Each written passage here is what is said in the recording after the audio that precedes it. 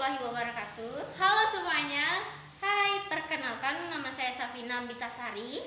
Saya Nidewa Ayu Putri Syariasi. Kami dari kelas 12 IPS 3 dari Sekolah SMA Negeri 3 Sumbawa Besar. Pada video kali ini kita akan membahas tentang perbedaan statistik dengan statistika. Ayo belajar bareng kami. Let's go. Oke, jadi kita mulai belajar ya teman-teman. Nah, sebelum itu kan kita bicara soal perbedaan nih. Perbedaan statistik sama statistika itu apa sih? Aku tahu bedanya statistik dan statistika, yaitu statistik data yang dikumpulkan dalam bentuk angka yang disajikan dalam tabel, sedangkan statistika ilmu matematika yang mempelajari cara untuk merencanakan, menghitung, atau mengelola data hingga menarik kesimpulan dari hasil analisis data. Oh, jadi itu perbedaannya. Ya, Oke lah, makasih ya. oke, bye. Kita kan udah bicara soal perbedaan statistik dan statistika nih dari segi pengertian. Berarti kalau dari segi tujuan beda dong. Beda dong. Emang kamu tahu? Tahu. Masa sih nggak tahu? Jadi gini ya, aku jelasin. Tujuan statistik itu mendapatkan gambaran jelas dari data yang sebelumnya telah dikumpulkan dan diolah. Setelahnya, kita bisa menarik kesimpulan dari gambaran data tersebut. Sedangkan tujuan statistika itu metode yang digunakan dalam pengolahan data statistik yang dikumpulkan sebelumnya. Metode statistika ini tersebut digunakan untuk mencapai tujuan tertentu ya guys. Oh, jadi itu tujuan mereka. Ya, Oke lah, bagus sih penjelasanmu. Kasih ya. oke. Nah, tadi kan kita udah bahas soal pengertiannya, tujuannya nih. Sekarang metodenya nih, apa sih yang membedakan mereka? Tolong dong jelasin nih ke teman-teman semuanya. Kira-kira apa ya guys? Ayo dong guys, apa nih? Ayo tebak. Ayo. Yang pertama, metode statistik itu yaitu kumpulan data dalam bentuk bilangan maupun non-bilangan, sehingga berfokus untuk memperoleh data untuk kemudian diolah datanya menggunakan metode dari statistika. Oke, itu dari statistik tuh guys. Terus Nah, statistika. sekarang metode statistika, jenis metode eksperimen dan survei. Dua metode tersebut digunakan agar bisa untuk identifikasi dan analisis objek yang berasal dari responden. Oke, berarti metode statistika itu ada dua ya? Iya, ada dua. Nah, metode statistik cuma satu.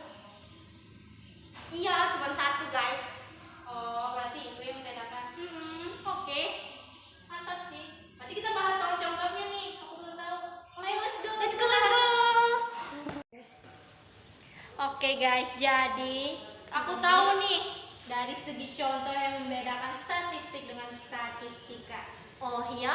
Iya dong. Emang apa yang membedakan mereka dari segi contoh? Kalian mau tahu nggak? Kamu mau tahu nggak? Mau dong. Ayo kita belajar bareng. Jadi contoh soal dari statistik adalah perhitungan masyarakat yang tinggal di kota Jakarta tahun 2022. Itu yang pertama ya guys. Kemudian yang kedua, perhitungan angka infeksi COVID-19 sejak tahun 2020 hingga 2022. Yang kedua.